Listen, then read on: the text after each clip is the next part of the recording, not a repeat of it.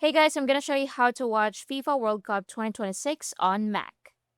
So to watch the FIFA World Cup 2026 on your Mac, simply open a modern web browser. So you can watch the matches in high definition by logging into the following region-specific platforms via your Mac's browser. So if you're in United States, you can use Fox Sports or Fox One, and you can also use Peacock to stream all 104 matches. So Fox requires a cable login or Fubo TV subscription, while Peacock streams the games via Telemundo in Spanish.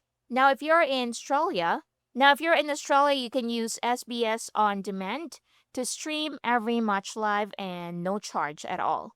If you're on UK and Ireland, so if you're on United Kingdom or Ireland, you can use BBC iPlayer or ITVX for UK, and you have RTE Player for Ireland to catch all the tournament action. Now, for the official FIFA apps, for up to date schedules, brackets, match highlights, and select live coverage, you can download or go to FIFA.com, or you can download FIFA World Cup 2026 application.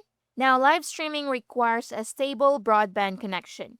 So ensure your Mac is close to your router or use a wired Ethernet connection for the best viewing experience. And that's basically it. Thank you for watching.